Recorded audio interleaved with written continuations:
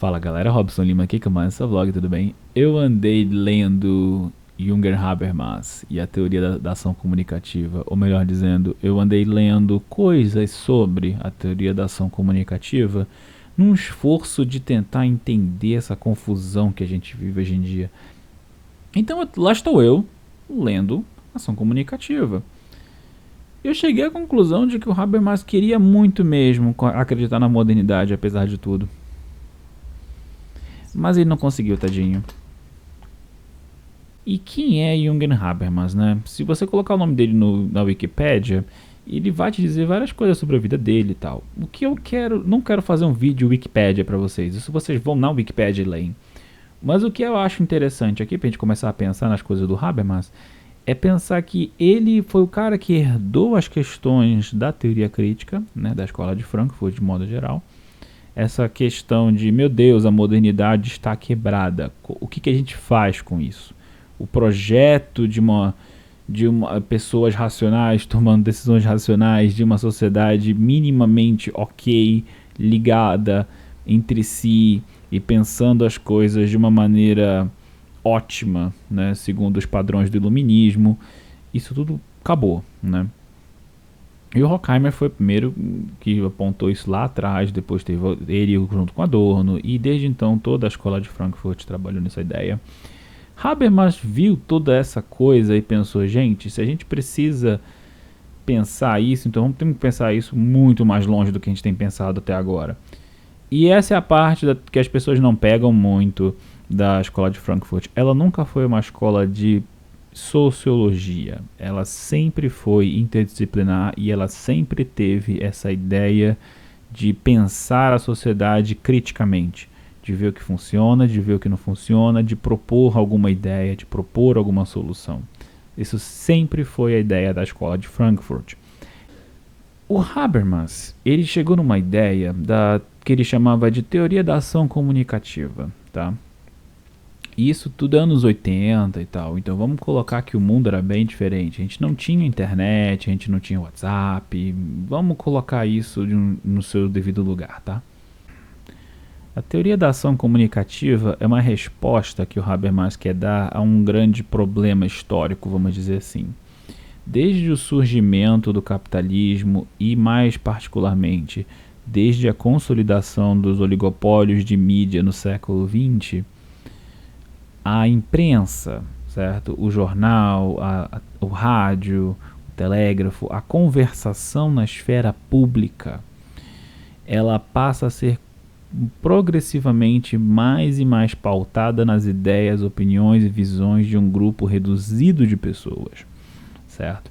E isso é necessariamente é danoso, é uma coisa ruim para o debate democrático, para a livre circulação de ideias, né, nesse grande, vamos dizer, mercado das ideias.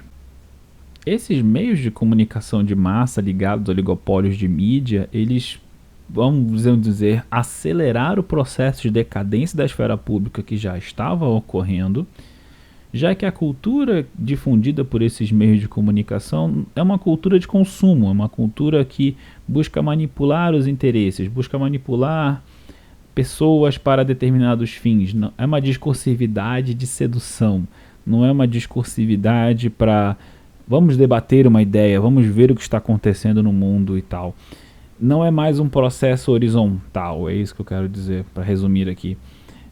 Começa a se estabelecer essa hierarquia e essa junção de informações e o funil começa a ficar cada vez menor, né?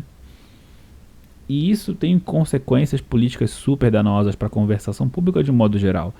Até mesmo hoje em dia, com internet e tudo mais, se você não for atrás, tem muitas coisas sobre o próprio Brasil que você não vai saber. Porque na grande mídia, nas TVs, nos grandes jornais, tem muitos tipos de informação que você não vai ver.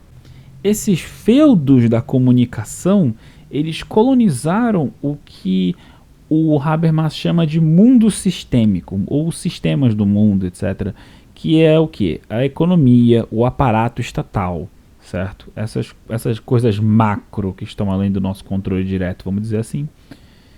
E isso é sempre oposto ao mundo da vida, que é a esfera da vida privada e associativa, ou seja, tanto as tuas relações na tua família, com tua namorada, namorado e tal, quanto essas associações cara a cara que você faz com seus amigos, seus vizinhos e associações de bairro, sabe, esse tipo de grupos de WhatsApp onde vocês conversam sobre o que está acontecendo na sua vizinhança, etc. Essas são as relações do mundo da vida. O mundo sistêmico, ele é pautado pela lógica instrumental, pelas relações impessoais, pela busca de resultados que atendam ao bom desempenho administrativo e técnico do Estado, lucro, a produtividade. E aí você consegue perceber que tem um Weber bem na cara dura, né? Essa concepção de mundo sistêmico deve muito a Weber, obviamente. Weber falava do desencantamento do mundo moderno, etc. Só que o Habermas vai pegar essa ideia e ele vai dizer que essa ideia é um tanto simples. Ele acha que a análise weberiana é muito focada em ética do trabalho, em sistemas econômicos e não consegue muito bem sair dessa parte mais econômica, certo? Então, quando o Habermas fala dessa mudança de paradigma que ele quer, ele não está mais recorrendo a Weber, não está mais recorrendo a Marx, porque ele entendia que essas pessoas, essas visões derivadas desses pensamentos, eram demasiado focadas no mundo dos sistemas, demasiado focadas em economia, demasiado focadas em relações instrumentais. E ele via que não era isso que realmente mobilizava as pessoas, não era isso que realmente fazia as pessoas pensarem por si mesmas e tomarem ações específicas, certo? Em conjunto ou não. O que o Habermas propõe é essa ação instrumental ser substituída por uma ação comunicativa. Dessa subjetividade de eu vejo o meu para uma intersubjetividade de eu vejo o meu e vejo o que a outra pessoa também quer. Só que essas esferas do mundo da vida e a do mundo dos sistemas, elas não são totalmente separadas. Elas existem em codependência, em interdependência.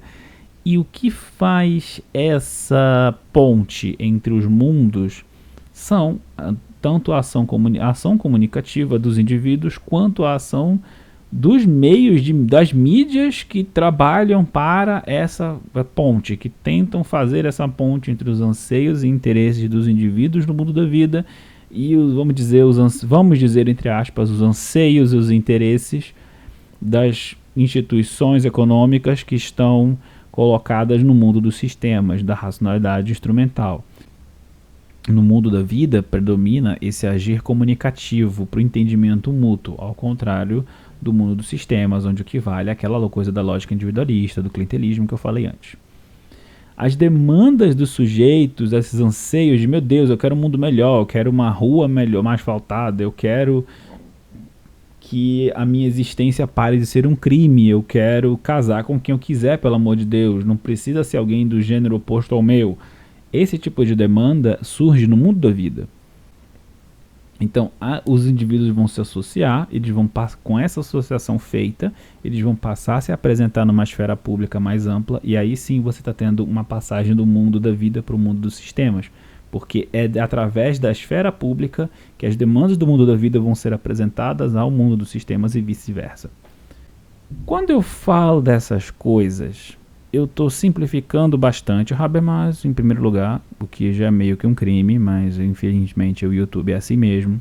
E em segundo lugar, eu não quero deixar a impressão de que o Habermas acreditava que o mundo era essa coisinha bonitinha, que todo mundo é feliz e agir comunicativo, ninguém é passional, todo mundo entende os seus argumentos e aceita porque foi vencido numa lógica qualquer. Não é disso que o Habermas está falando. Apesar da teoria em si ter sim esse tipo de ideia em relação ao ser humano, há quem diga otimista demais, não era necessariamente o objetivo do Habermas colocar todo o peso da mudança social na associação política livre. O que ele dizia é que isso era o preferível, era que isso era uma resposta a todos esses problemas que ele estava vendo em termos de, olha, a modernidade tirou a ação, a agência dos indivíduos, a modernidade está destruindo comunidades locais, a modernidade está nos oprimindo sob o jugo do capitalismo selvagem, etc. E aqui é o ponto que eu queria chegar, e é por isso que eu estou fazendo esse vídeo. O quanto disso a gente pode tomar pra gente hoje? Porque assim, a teoria foi inventada, ela foi pensada antes da internet. O quanto a gente pode falar que o mundo da vida realmente é autônomo do mundo dos sistemas, num, se a gente vive numa realidade social que o WhatsApp é um lance, entende? Que existe e que até mesmo instâncias ligadas ao Estado usam o WhatsApp para nos informar de coisas, para fazer agendamentos para nossos problemas, etc. Até que ponto a gente pode falar de que a informação, que as mídias são descentralizadas, e isso é em si muito bom, porque a gente vive num mundo onde essa descentralização total, ou parece-nos total, levou a fenômenos como firehosing ser uma coisa muito mais comum, uma coisa muito mais possível. Eu já falei de firehosing num vídeo anterior, vou deixar aqui em cima. Que é meio difícil simplesmente chegar com você e dizer, olha cara, a teoria da ação comunicativa é maravilhosa, a gente tem que tentar isso. Eu gostaria, particularmente, de viver num mundo onde as pessoas fossem mais racionais argumentando seus problemas, sabe?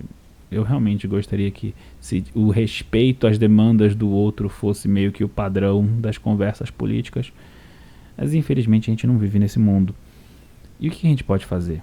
Porque assim, os limites estão bem claros da teoria da ação comunicativa. Ela ignora as paixões humanas, ela bota peso demais na racionalidade humana e peso de menos no fato de que nós, no fundo, temos um cérebro bem de lagarto. Mas o que a gente pode fazer com isso? E é isso que eu quero trazer essa reflexão para vocês hoje. Sinto muito que não foi uma coisa muito conclusiva, mas usualmente não é, vocês estão acostumados com isso. Bom, gente, obrigado pelo carinho, pela atenção. Curta, compartilha, comente este vídeo. Links na descrição para livros do Habermas e sobre o Habermas, que vocês podem clicar lá e comprar. E qualquer coisa que vocês comprem usando esse link, parte disso vem para cá, para o canal, para me ajudar a continuar mandando mais e mais conteúdo para vocês, sendo mais e mais pertinho aqui de vocês. Agradeço demais pelo carinho, pela atenção e até a próxima. Robson Lima, desligando. Falou.